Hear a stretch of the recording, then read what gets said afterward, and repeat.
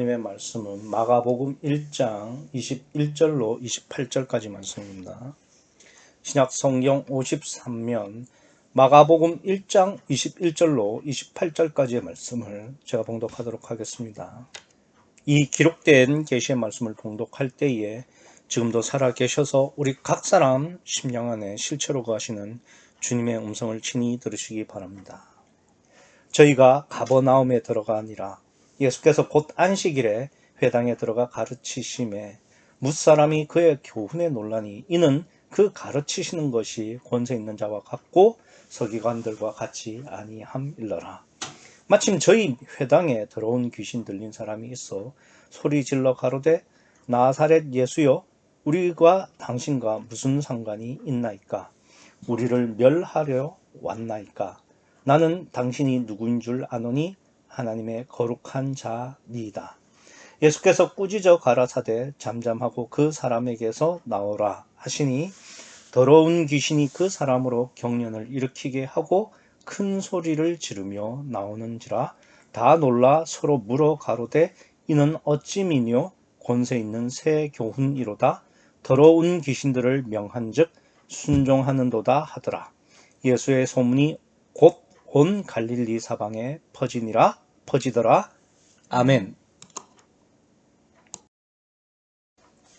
저는 오늘 본문을 읽으면서 본문을 과연 제대로 이해를 하는 사람이 얼마나 될까, 저는 그런 생각을 해봤습니다.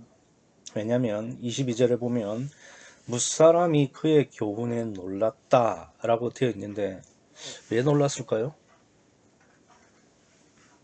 오늘 본문만 보면은 예수님께서 21절에 가버나움에 들어가서 안식일에 회당에 들어가셔서 가르치신 거예요. 근데 그 가르쳤는데 그 가르침에 예수님의 교훈에 놀랐다는 거죠. 근데 왜 놀랐는지에 대해서는 기록이 되어 있지 않으니까 내용은 모르겠지만 아무튼 그 사람들이 놀랐구나 이러고 그냥 넘어가는 겁니다. 이렇게 성경을 대충 보면은 오늘 본문을 제대로 해석을 할 수가 없습니다. 그러면 쓰여 있지도 않는 예수님의 가르침을 우리가 어떻게 알고 내용을 파악해야 되는 거냐. 그래서 사복음서가 필요하죠. 그러니까 보통 마가복음을 이렇게 읽으면 21절에 예수님께서 회당에 가서 가르치셨는데 22절에 사람들이 놀라더라. 아, 예수님의 설교가 대단했나 보다. 이렇게만 하고 넘어가는 거예요. 그렇게 성경을 보기 때문에 성경을 제대로 해석을 할 수 없게 되는 겁니다. 근데 사복음서를 보면 이래요. 마태복음에 보면은 예수님께서 제자를 택하시고, 그러니까 제자를 부르시고, 마가복음에서 똑같이 부르시는 장면이 있죠. 그리고 나서는 이제 산상복음이 시작됩니다. 마태복음 5, 6, 7장이죠. 그 5, 6, 7장에 산상복음을 하신 다음에 그리고 예수님께서 문둥병자를 만나게 되죠. 똑같아요. 오늘 본문에 여기 보시면은 예수님께서 회당에 나가셔가지고 이렇게 그 말씀을 전하시고 그리고 이제 뭐 장모 베드로 장모 뭐 이런 사건들이 있지만 그 다음에 이제 문둥병자가 나옵니다. 그러니까 이거를 보면은 어떤 생각을 할 수 있어야 되느냐면은 예수님이 회당에 들어가셔서 무엇을 가르치셨는지 본문에 마가복음에는 기록되어 있지 않지만 마태복음에서 산상복음의 내용을 오늘 예수님께서 회당에서 가르치신 거죠. 그러니까 그 산상복음의 내용을 듣고 사람들이 놀랐다는 거죠. 그래서 22절에 그 가르치시는 것이 권세 있는 자와 같고 서기관과 같이 아니함일러라. 이게 마태복음, 산상복음 끝에 똑같이 기록되어 있습니다. 가르치는 것이 권세 있는 것과 같고 자와 같고 서기관과 같지 않더라. 이게 똑같이 적혀 있습니다. 그러니까 오늘 본문에서 예수님께서 뭘 가르치셨냐? 산상복음이죠. 뭐 사실 이렇게 기록되어 있지 않는다 할지라도 예수님께서 전하신 복음은 동일하니까 어차피 같은 복음을 전하셨을 테니까 산상복음이겠죠. 근데 이제 산상복음을 보면 이렇지 않습니까? 그러니까 서기관들은 간음하지 말라고 그랬는데 예수님은 마음의 업력을 품는 자마다 마음에 이미 간음을 했다. 그리고 제가 묵도 시간에 읽어드린 것처럼 서기관들은 살인하지 말라고 했는데 예수님은 형제에게 노하는 자마다 이미 형제를 살인했다는 거죠. 그래서 지옥 간다는 겁니다. 그러니까 살인을 하면은 당연히 지옥 간다는 것은 뭐 누구나 동의할 수 있고 받아들일 만한데, 아니 형제에게 노하는 걸로 지옥을 간다고? 야, 이게 말이 되나? 놀라는 겁니다. 아니 서기관은 지금까지 뭐 간음하지 말라, 맹세하지 말라, 뭐 도적질하지 말라, 살인하지 말라, 이렇게 막 그 결과를 가지고 이야기를 하는데 예수님은 거기서 한술 더 떠가지고 음욕을 품는 자마다, 또 형제에게 라가, 그러니까 멍청한 놈이라고, 그러니까 노하는 자마다 지옥 간다고 하시니까 놀랐다는 거죠. 그래서 이 놀랐다는 말, 22절에 놀랐다라는 말은 헬라어로 엑세플레센손토라는 단어인데, 이게 이제 어떤 단어냐면은 기겁을 하는 겁니다. 기겁. 엥? 뭐라고? 뭐 이런 식의 이야기죠. 그러니까 오늘 본문대로 하면 이런 거죠. 무사람들이, 야, 화 한 번 안 낸 사람이 있으면은 나와보라고 해. 아니, 성경 어디에 화냈다고 지옥 가라는 말이 어디 있어? 저 이상한 놈이네. 아니 회당에 아무나 그러니까 그 가르칠 수 있는 게 아니에요. 회당장이 먼저 면접을 보고 그러니까 그 위에 세우는 겁니다. 야, 회당장도 미쳤지. 저런 놈을 왜 회당에 세우고 난리야? 아니 화내면은 지옥 간다는 게 말이 돼? 그러니까 이게 놀랐다라고 이렇게 번역을 좀 곱상하게 했지만 사실은 기겁하고 막 손가락질 하는 거예요. 이제 그 이런 생각을 하고 있는데 23절 보세요. 마침. 그러니까 여기 마침이라고 되어 있지만 그와 동시에, 그러니까 예수님께서 그렇게 산상복음을 이렇게 전달하는 동시에 23절에 어떤 일이 생기냐면은 저희 회당에 더러운 귀신 들린 사람이 있어 소리를 지른다는 거죠. 그래서 야, 저 또라이 아니냐 하는 생각을 하고 있는데 예수님께서 귀신 들린 자를 이렇게 쫓아내시면서 막 제어를 하는 거예요. 그러니까 27절에 이 사람들이 다 놀라가지고 서로 물어 가로되 이는 어찌미뇨? 야, 이게 무슨 일이야? 야, 저 또라이 말을 하는 쟤가 왜 귀신을 쫓아내고 저러지? 그러니까 막 지금 이 사람들이 막 이게 혼돈의 도가니, 아니 완 또라이인 줄 알았는데 또 귀신을 쫓아내요. 요때 그 27절에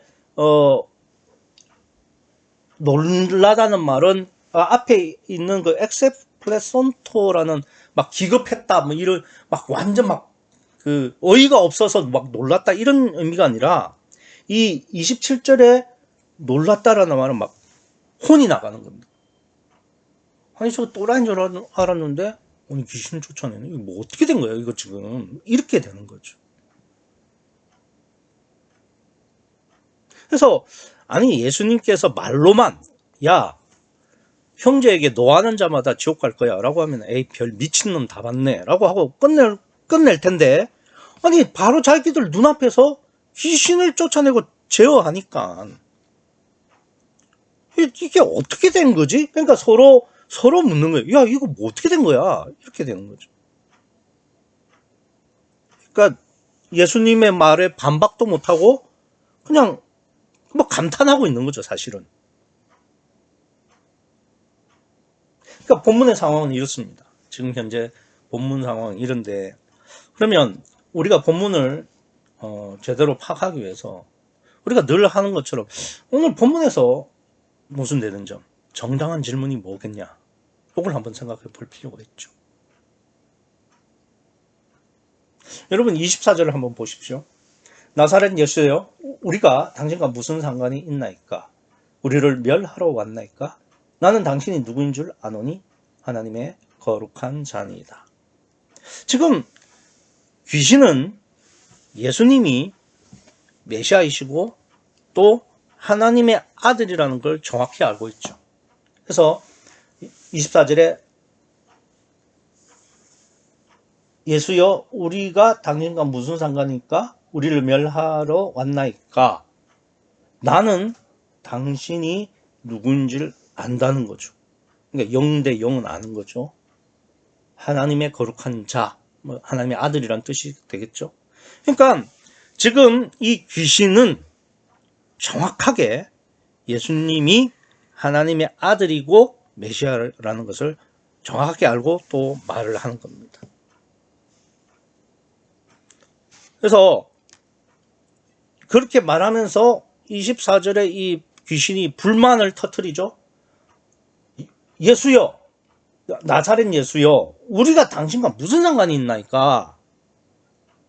우리를 멸하러 왔나이까? 이 말이 무슨 말이냐면요, 마태복음에서는 이렇게 이야기를 합니다. 마태복음에서는 더 정확하게 아직 때가 이르기 전에 멸하러 왔나이까? 이런 말을 합니다. 아직 때가 이르기 전에. 이 무슨 말이냐면은 지금 이렇게 막 귀신이 쫓겨나고 제어를 당하고 이러는 거는 보혜사 성령이 오셔가지고 거듭난 그리스도인들이 자기한테 그렇게 해야, 그때가 신약이 되어야 자기가 이렇게 돼야 되는데 지금 구약인데, 아니 엄격히 말하면 지금 성령 강림도 안 했는데 아직 때가 이르지 않았는데 지금 당신이 나랑 무슨 상관이 있다고 지금 나한테 이렇게 괴롭히냐, 나를 멸하러 왔냐, 이런 이야기를 하는 겁니다. 쉽게 말을 하면 이런 거죠. 야라고 하면 안 되죠. 당신이 하나님의 아들인 거 알겠는데 하나님의 아들이면 다야? 왜 아직 신약도 안 됐는데 구약 때 와가지고는 우리를 괴롭히는 건데, 이런 의미가 되는 거죠. 그러니까 예수님은, 그러니까 성령 침례 이후에 성령으로 거듭난 그리스도인이 어떻게 성령으로 살아갈지에 대한 것을, 미래를 앞당겨서 지금 보여주시는 것이죠. 그러니까 귀신은 억울할 줄 몰라도 그건 하나님 뜻이니까.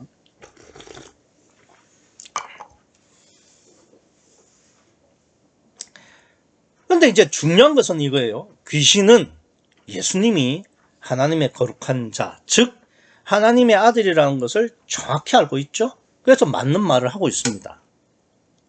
그런데 25절을 보세요. 예수께서 꾸짖어 가라사대 잠잠하고 그 사람에게서 나오라. 틀린 말도 아닌데, 틀린 말을 한 게 아니에요. 예수님을 하나님의 아들이라고 말하는데 왜 잠잠케 하시는 걸까요? 아니, 꾸짖고, 야 시끄러, 조용히 해 라고 꾸짖으시고 지금부터 조용히 해, 잠잠하고 나와, 이렇게 이야기를 하는 겁니다. 지금 예수님이 귀신을 조용히 시키는데 귀신은 지금 정확한 말을 하고 틀리지 않은 말을, 바른 말을 하고 있어요. 그래서 귀신이 말하니까 얼마나 더 홍보가 돼요. 예수님이 지금 하시려는 게, 예수님은 메시아고 하나님의 아들이라는 것을 보여주시려고 하는 거 아닙니까? 그래서 귀신이 지금 나는 당신이 누군지 아노니 하나님의 거룩한 자, 하나님의 아들이십니다, 이렇게 홍보를 하고 광고를 해주고 있잖아요. 그러면은 예수님이 그래 더 해봐 이렇게 하셔야 되는 건데 왜 꾸짖고 잠잠케 하시냐 이거예요. 광고협회 자료에 따르면은 한 제품에 차지하는 광고비가 적게는 20%, 많게는 50%까지 해당한다고 합니다. 그러니까 우리가 1,000원짜리 물건을 살면은 200원에서 500원까지가 광고비로 드는 거예요. 그것도 한 번 광고하는 거는 효과가 없어요. 반복해서 계속 노출을 시켜야 사람들이 그 상품에 대해서 인지를 한다고.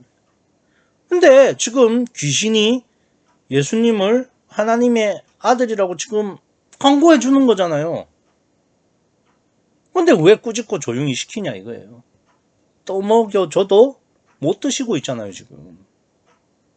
얼마나 광고 효과가 좋았는지 예수님께서 25절에 꾸짖어 가라사대 잠잠하고 그 사람에게 나오라 라고 하셨는데, 그러니까 입을 틀어 막았어요. 귀신의 입을 틀어 막았는데도 28절을 보시면은 예수의 소문이 곧 온 갈릴리 사방에 퍼진다 이거죠. 답답하잖아요. 그냥 놔두셨으면 거기에 있는 사람들 싹 다 뭐 예수님을 하나님의 아들로 믿고 그 사람들이 막 전하면은 예수님이 하나님의 아들이라는 거 다 알지, 메시아라는 것도 다 알죠. 그럼 예수님은 왜 귀신을 꾸짖고 잠잠케 하셨을까? 결론적으로 말씀을 드리면 귀신이 예수님을 하나님의 아들이라고 하면 안 되기 때문이죠. 그럼 왜 안 되냐 이거예요. 구유복음에 있는 분들은 뭐 이에 대한 답을 이미 잘 알고 있죠. 예수님을 표적으로 믿으면 안 되니까.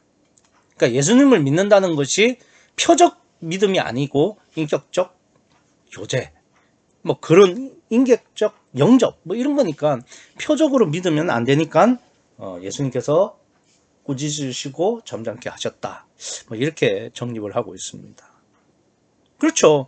예수님을 표적으로 믿으면 표적 믿음에서 벗어날 수가 없고 그 표적에 고착돼 가지고 마치 은사자들처럼 고착되어 있어서 하나님과 인격적인 관계가 불가능한 것은 사실입니다. 그래서 표적이라는 것이 이제 하나님을 믿지 못하는 불신자나 혹은 믿어도 잘 믿음이 확신이 안 서는 그 초신자에게나 그 표적 믿음, 그러니까 엘로힘적 역사가 필요한 것이지, 유대인은 이미 하나님을 믿고 있으니까 표적이 오히려 독이 된다. 뭐 그런 의도가 되겠죠. 뭐 정확한 분별이라고 할 수 있습니다. 그런데 의문이 있죠, 저는. 그러니까 유대인이 하나님을 믿으면서 표적이 독이라서 지금 귀신이 이렇게 말하는 것을 꾸짖고 잠잠케 하셨다면 예수님은 왜 표적을 행하셨죠? 왜 귀신을 쫓아내십니까? 표적을 왜 행하시는 거냐 이거죠. 아니, 소문으로 전달되는 건 안 되고 예수님 직접 하시는 표적은 괜찮은 건가요? 그건 이중잣대죠.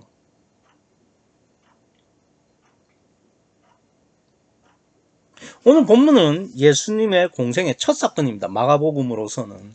그러니까 그 앞에 제자들을 부르시고 해당해서 이제 말씀을 전하시고, 뭐 산상복음의 내용이라고 제가 말씀드렸습니다. 산상복음을 전하시고 그리고 표적을 행하시는 첫 사건입니다. 제가 말씀드렸지만 문둥병자는 40절에서나 나와요. 그러니까 아직 문둥병자나 백부장을 만나기 전에 예수님 공생의 극초반입니다.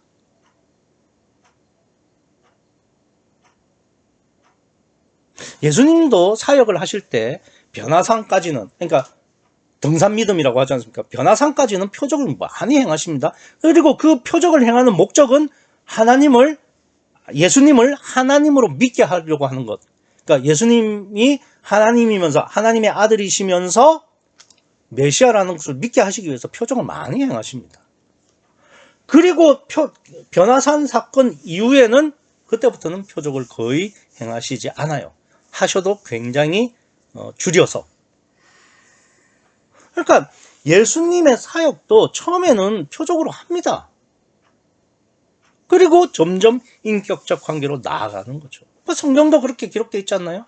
창세기에서는 완전히 하나님의 엘로힘적 역사가 많고, 구약은 거의 여호와고 신약은 임마누엘, 그렇게 되어 있습니다.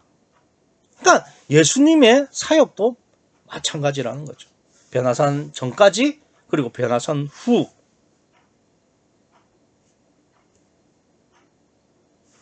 그러니까 사복음서 모두 동일하게 이런 원리로 기록이 됐습니다. 마태, 마가, 누가, 요한복음까지. 우리는 요한복음을 영적 복음서라고 이야기하는데 요한복음에서도 첫 사건, 예수님의 첫 사건이 뭔지 아십니까? 예수님이 메시아 공생애도 아니죠. 예수님의 첫 사건이 뭔지 아세요? 가나 혼인잔치 표적이에요. 거기서부터 시작합니다. 그러니까 표적으로 시작하는 것은 신앙의 공식이에요. 정말 표적이 문제가 된다면 예수님이 해당 안에서도 표적을 행하시면 안 되죠.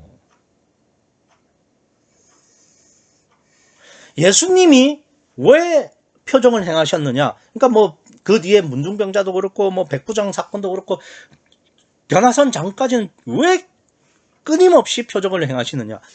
유대인들이 예수님을 메시아인 줄 모르니까요. 메시아로 믿게 하고 하나님의 아들로 믿게 하기 위해서 표적을 행하실 수밖에 없는 거죠. 우리는 유대인들의 메시아 대망 사상을 잘 알고 있습니다. 지금도 이스라엘의 예루살렘 서쪽 벽에서는 메시아를 기다리는 회개 기도를 계속하고 있습니다. 그런데 사실 우리는요, 유대인의 메시아 대망 사상을 잘 몰라요. 그냥 우리는 단순히 메시아를 기다린다라고 생각을 하지만 사실 그렇지 않습니다. 뭘 잘 모르느냐면은 우리는 이렇게 이해를 해요. 유대인들이 예수님을 메시아인 줄 따라보고 십자가에 못 박았다. 그 말도 맞긴 맞지만 근본적으로는 성경이 그렇게 말하고 있지 않아요. 성경이 유대인들이 왜 예수님을 못 박았느냐? 제사장과 유대인들은 예수님이 메시아가 아니라서 십자가에 못 박은 게 아니고 예수님이 스스로 자신을 하나님의 아들이라고 했기 때문에 신성모독으로 십자가에 못 박힌 겁니다. 이 점을 잘 아세요. 그러니까 제사장이 네가 찬송받을 자의 아들이냐라고 하니까 그렇다 하니까 옷을 찢으면서 우리가 더 무슨 증거를 요구하리요? 이러면서 십자가에 못 박는 거예요.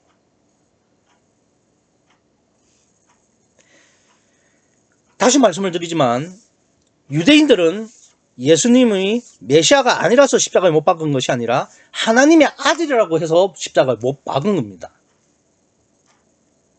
유대인들에게 있어서 메시아는 인간입니다. 하나님이 아니에요. 하나님의 아들이 뭐 육신을 입고 그런 개념이 아니라 메시아 자체가 인간입니다. 다윗의 혈통을 이어받은 자로서 이스라엘을 최강대국으로 만들 위대한 영웅이 메시아예요. 하나님이 아니라 이 말이에요. 유대인에게 있어서는 신은 유일신 한 분밖에 없어요. 유일신이신 여호와 하나님만 한 분 딱 하나님이시고 나머지는 신이 없어요. 하나님의 아들, 그 말도 안 되는 소리죠. 성령도 유일신의 기운이라는 의미를 쓰고 있는 것이지 뭐 인격체로서의 하나님 아닙니다. 그래서 구약에는 영이란 단어가 없어요. 루아흐, 니시마트.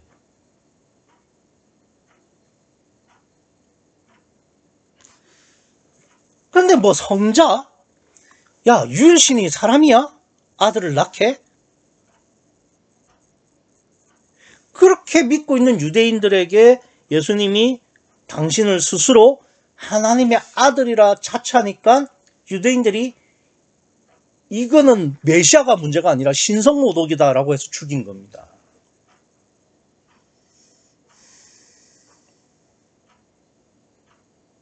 유대인들에게 있어서 메시아는 그냥 인간이에요. 다윗의 혈통을 이어받은 자로서 그냥 이스라엘을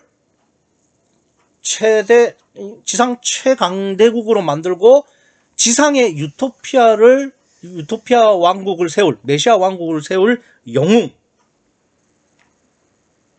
그 유토피아에서 영원히 사는 거예요. 그런 자가 메시아입니다. 하나님의 아들 아니고 하나님도 아니고. 그러나 성경은 수도 없이 하나님의 아들이 육체를 입고 이 땅에 오실 것이고 그분이 메시아라고 예언을 하고 있죠. 그래도 소용없어요. 유대인들은 그 성경 모든 말씀을 아전인수로 자기 마음대로 해석을 해가지고 신은 유일신 단 한 분, 메시아는 다윗의 자손으로 인간이라는 데서 요지부동입니다. 그러니까 예수님께서 당신이 메시아이면서 하나님의 아들이라는 것을 믿게 할 수밖에 없으니까 표적을 쓰시는 거예요. 그러니까 하나님을 안 믿는 불신자나 뭐 초신자를 위해서 표적을 쓰는 게 아니라 하나님은 자신이 메시아이고 하나님의 아들이라는 것을 믿게 하게 하시려고, 강제로 믿게 하려고 표적을 쓰시는 겁니다.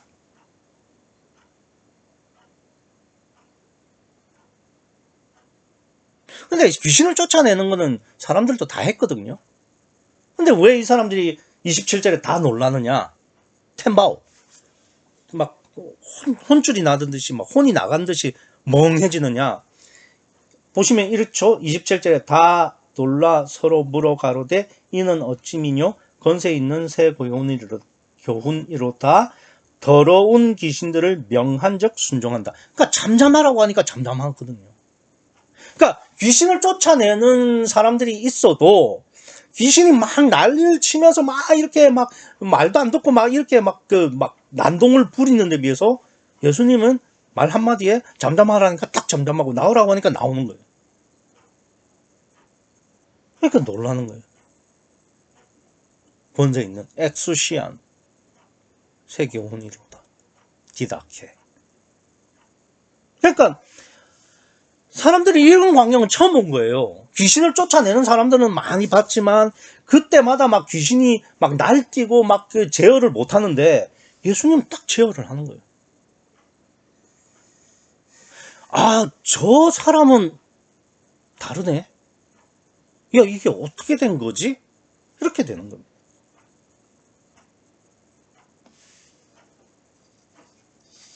그래서 예수님은 이걸 통해서 예수님이 하나님이심을 증명하는 거예요. 야, 그럼 더더욱 말 안 되는 거 아니냐? 예수님이 메시아이시고 하나님의 아들이라는 걸 증명하시려고 지금 귀신을 쫓아내시는 표적을 행했다면, 그러면 귀신이 예, 당신은 하나님의 아들입니다 라고 말할 때 잠잠케 할 게 아니라 나발을 불게 해야 되는 거 아니냐? 왜 그걸 왜 막냐? 이런 의문이 들 수밖에 없죠. 그 이유를 침례 요한이 설명을 합니다. 침례 요한이 예수님을 예비했죠. 근데 이 침례 요한이 너무나 청렴하고 결백하고 막 고귀하기 때문에, 성스러운 삶을 살았기 때문에 사람들이 침례 요한을 메시아로 삼으려고 했어요. 이때 침례 요한이 뭐라고 그럽니까? 나는 너희에게 물로 침례를 주거니와 내 뒤에 오는 이는 나보다 능력이 많아서 성령과 불로 침례를 주시리라. 그러니까 자기가 메시아가 아님을 정확히 밝히죠.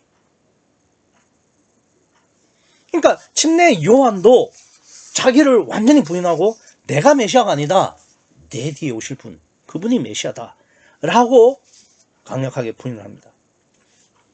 그러니까 사람들이 자신을 메시아로 생각하지 못하도록 단도리를 치는 모습이 마태와 누가복음에 자세하게 기록되어 있습니다. 마찬가지죠. 예수님은 침례 요한 말처럼 성령을 주시려고, 청령 침례를 주시려고 이 땅에 오셨죠. 예수님도 성령의 예비자입니다. 그런데 예수님이 귀신을 쫓아내면서 주목받으면 좋겠습니까?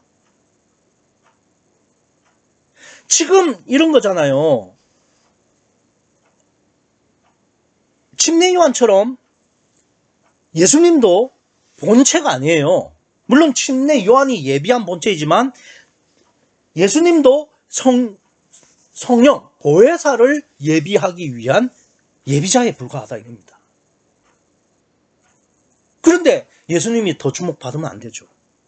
그래서 귀신이 당신은 하나님의 거룩한 자, 즉 하나님의 아들이라고 말할 때 조용하라고 꾸짖는 것은 오히려 당연한 겁니다. 예수님께서 꾸짖으면서 잠잠하라고 하시는 이유는 지금 귀신을 쫓아내는 게 니들 눈으로 보기에는 나 같아 보여도 사실은 내 속에 있는 성령이시다. 그 하나를 말씀하시기 위해서입니다. 누가 마가복음은 처음부터 지금까지 일직선으로 달려옵니다. 오직 성령. 예수님이 귀신을 쫓아내는 것도 예수님의 능력으로 쫓아내시는 게 아니라 성령으로 쫓아내시는 거죠. 내가 성령을 힘입어 귀신을 쫓아내는 것이면 그렇게 말씀하시잖아요. 그러니까 여기서도 마찬가지죠. 성령을 힘입어 귀신을 쫓아내는 거예요. 그런데 사람들이 이 마귀는 귀신은 아주 영악하죠. 당신 하나님의 아들이지? 이렇게 하면 사람들이 이야 저 사람이 하나님의 아들이구나. 그러니까 예수의 소문이 퍼지는 거예요. 마귀 성공했죠. 근데 예수님은 그렇게 야 조용해 조용히 하고 나와. 왜요? 지금 하는 거는 예수님이 아니라 오직 성령이기 때문에.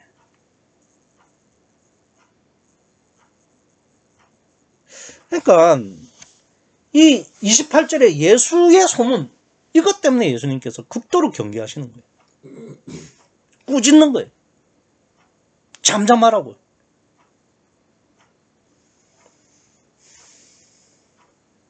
그럼 이런 생각이 들잖아요. 예수님 당신께서 내가 하는 게 아니라 내 안에 계신 성령의 성령이 역사하시는 거다 라고 말하면 간단하지 않나요? 뭘 잠잠하라고 그러고 나오라고 그러고 막 그럽니까? 야 아니야 지금 귀신 쫓아내는 거 내가 하는 게 아니라 내 안에 있는 성령이야 라고 말하면 간단하지 않냐 이거죠. 근데 그게 말이 안 되죠. 왜 그러냐면 지금 예수님을 메시아로도 못 믿는 사람들이에요. 이 유대인들이. 하나님의 아들이라는 건 더더욱 못 믿고요. 그런데 그 안에 성령이 계시다는 것을 믿는다고 이 사람들이 그건 더더욱 되지 않는 말이에요. 앞서 말씀을 드린 것처럼 오늘 사건은 예수님의 극초반 사건이에요. 아직 문둥병자도 안 만났어요. 그러니까 이렇게 조금씩 예수님이 메시아이시고 하나님의 아들이심을 믿어가게 하는 겁니다.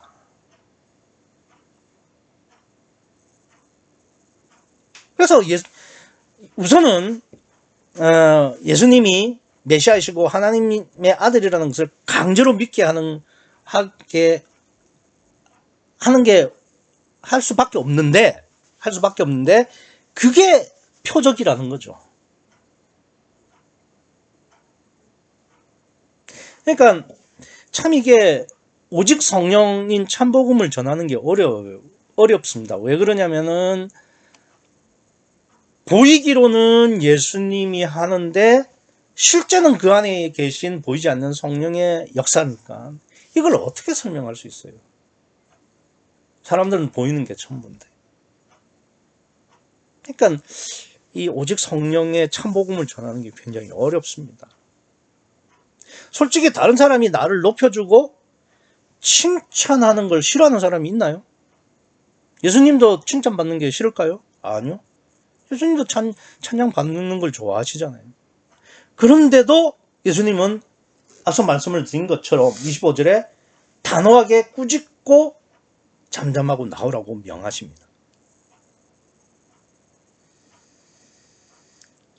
이거는요, 예수님께서 철저하게 자기를 부인하지 않고 오직 성령의 믿음이 없이는 불가능한 겁니다. 더군다나 예수님은 본인이 귀신을 쫓아내실 능력도 있어요. 우리는 없지만. 그런데도 조용히 시키고 나오라고만 말씀하신다는 게 얼마나 자기를 부인해야 하는지에 대해서 우리가 깊이 생각을 해야 됩니다.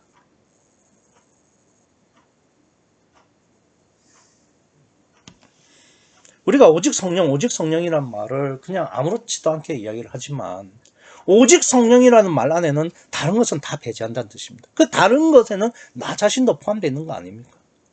그러면 그러니까 오직 성령의 믿음이 있는 사람은 나를 부인하고 나를 육체를 부인하는 것은 당연한 거죠. 반드시 따라올 수밖에 없는 조건일 수밖에 없는 거죠.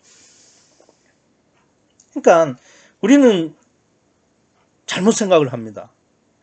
우리에게 부족한 것이 뭐 성경을 더 많이 깨닫고 뭔가를 뭐 표적을 행하고 뭐 이런 걸로 생각을 하는데 아니죠.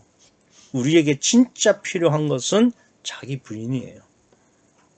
성령이 오시면 뭐 성경 깨닫고 뭐 능력 행하는 게 대수입니까? 요한복음 14장 12절에 보면은 나를 믿는 자는 내가 하는 일을 그도 할 것이요 또한 그보다 큰 일도 하리니. 아니 예수님보다 더 큰 일도 한다는데 오직 성령이면 그럴 수 있다고 하는데 문제는 자기 부인이죠. 예수님처럼 내가 직접 할 수도 있지만 성령을 힘입어서 귀신을 쫓아내는 그런 자기 부인이 가능하냐 이거예요.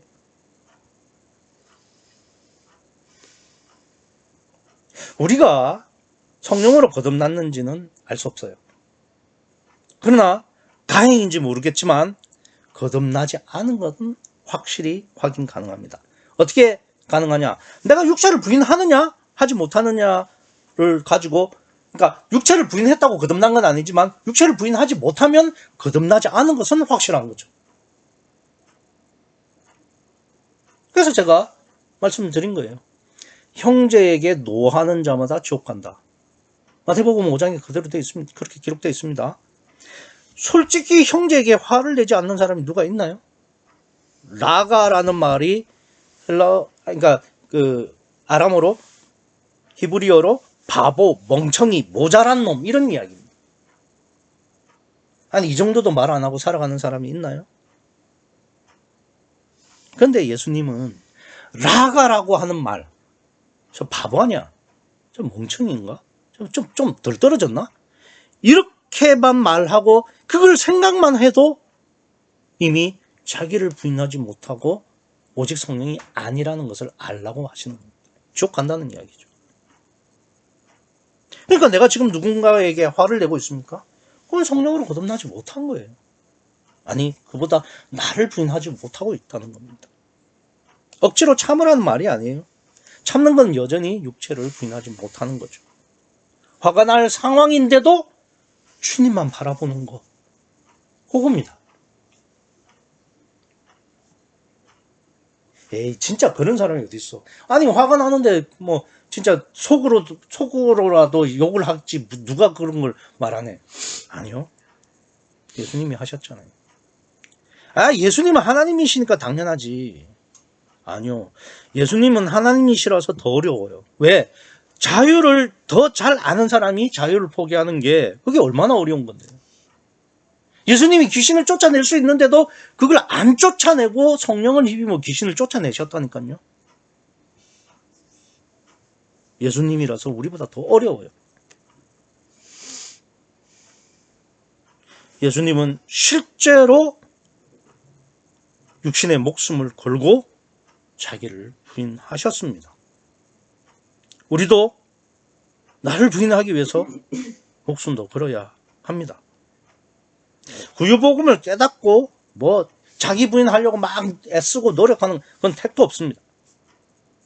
마음을 다하고 목숨을 다하고 뜻을 다하고 힘을 다하여 나를 포기하기를 소원하고 기도해도 될까 말까 한 상황입니다. 예수님은 귀신을 쫓아내실 때도 오직 성령이었고 귀신이 헛소리를 할 때도 오직 성령으로 잠잠케 하셨습니다. 우리 역시 오직 성령이어야 합니다. 어떤 경우에는 모든 것을 잃고 포기해야 될 경우도 있을 수 있겠죠. 그러나 주님이 먼저 걸으셨잖아요. 그러니까 우리도 그 길을 갈 수 있는 거죠.